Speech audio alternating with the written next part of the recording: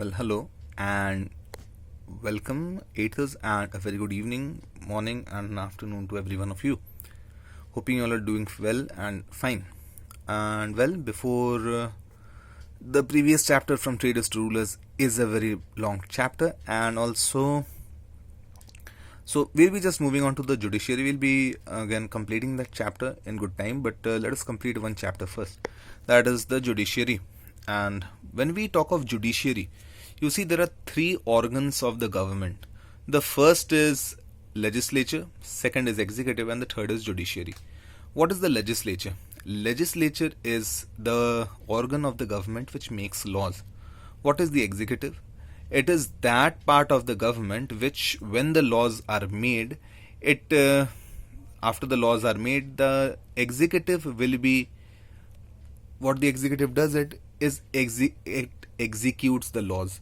It means that those laws which are made by the legislative, the executive will be working on those laws. The executive will be making those laws or using those laws in the day-to-day running of a country or of a state.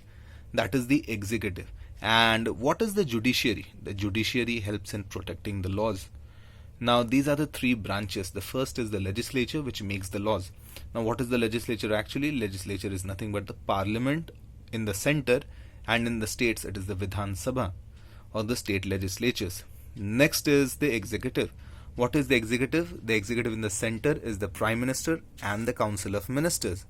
And what is it in the state? It is the Chief Minister and the Council of Ministers in the state. And what is the judiciary? The judiciary is the one which protects the laws. It protects the rights of the citizens of a country. So the judiciary is the Supreme Court, the High Court, and the other courts. Now, when we talk of judiciary, when we talk of the executive, when we talk of the legislature, one thing is to be kept in mind. The legislature and the executive, they are, you can think of them as one. How is it so? The functions are not same, but the executive is derived from the legislature.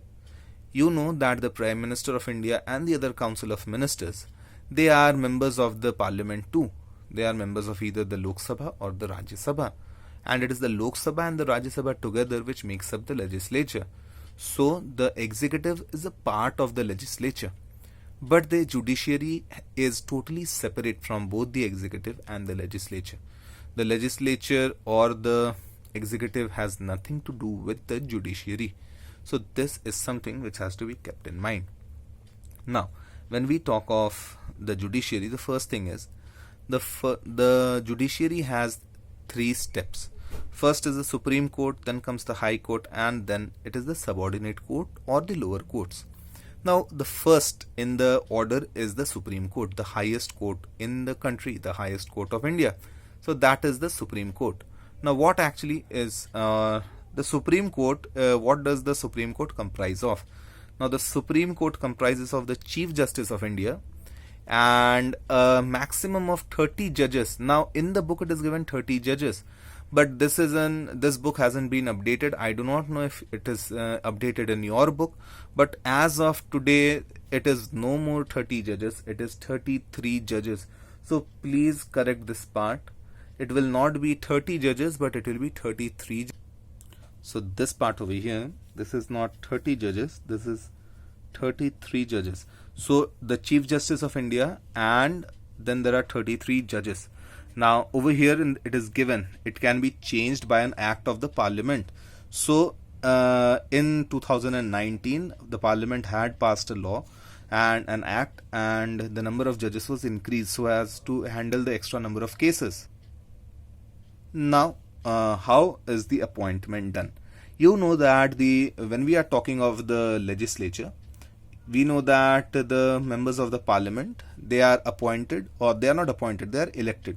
They are elected by the citizens of India by voting.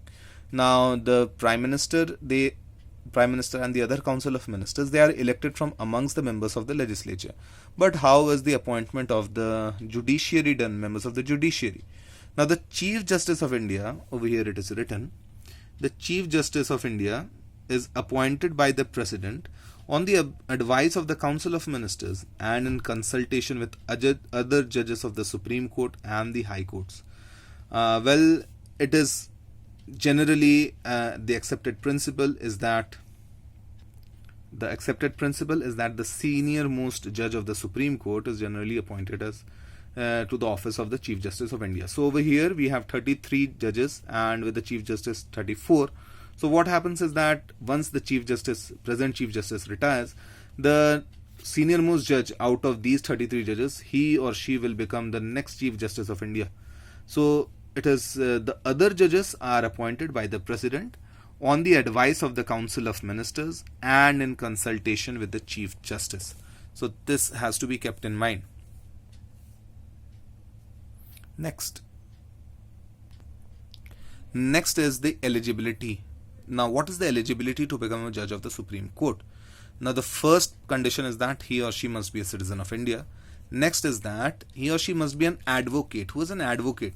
An advocate is a person, he is a lawyer actually. So he must be an advocate practicing in the High Court for at least 10 years. That means a person who is an advocate, a lawyer, who is practicing or who is advocating, who is a lawyer of a High Court for at least 10 years, he or she is eligible to become a judge of the Supreme Court.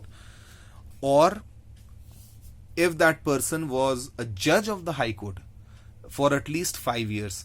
So there was one condition. The previous condition was either he was an advocate or a lawyer in the High Court for at least 10 years, or he was a judge of the High Court or any High Court for at least 5 years, or he or she is an eminent jurist. Jurist is a person who has idea of law, who practices law, who is not a lawyer, who is not working in any court, but he has studied law, he has a great idea of law.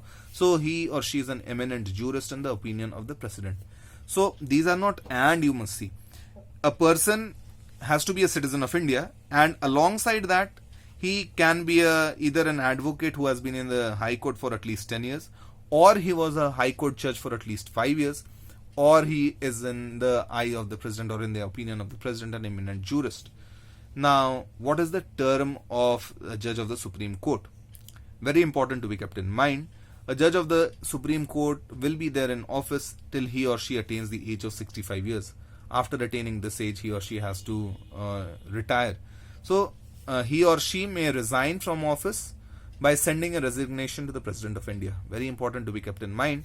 So the Supreme Court judge, they retire, if they have to resign, they will be addressing their resignation to the President of India. The judges of a Supreme Court can be removed. How can they be removed? They can be removed from office on grounds of misuse of office, proven misbehavior or incapacity. This is something which you have to keep in mind. So on what ground? What can be the reason for the removal of a judge? It can be misuse of office. It means that if he or she is using his or her power, his or her office, power of his or her office or position to do something which is not in the interest of the country. Proven misbehavior, if he has misbehaved, or incapacity. Incapacity means he is not mentally capable of staying in the office. Now, removal is called impeachment. This was similar to that of President, if you remember. Now, to do this, how is it done? Both the houses of the Parliament, they have to pass a resolution. So, a bill is raised in the Parliament, and both of the houses, both the Lok Sabha and the Rajya Sabha, they will have to pass this. And this passing is not, they'll have to pass it by a majority of not less than 2/3 of the members present and voting. So this is called a special majority. Even if you mention special majority, it'll be correct. So they'll have to pass it by a special majority. What is a special majority? It means that this bill or this resolution is passed by a majority of not less than, so at least 2/3 of the members who are present and they are voting. So at least 2/3 of them, they will have to support, or they will have to support this resolution. Only then a judge can be removed. One thing to be kept in mind, till date in India, no Supreme Court judge has ever been removed. Now the salary, the salary of a Supreme Court judge is that of 1 lakh per month. Other judges of the Supreme Court, so it is the Chief Justice of India who gets 1 lakh per month, and the other judges, they get a salary of 90,000 rupees. The other parts do not have to keep in mind. Now, what are the powers of the Supreme Court? We'll be doing these parts of the Supreme Court and the other parts in the next video. Till then, take care, stay safe, and stay happy. Thank you.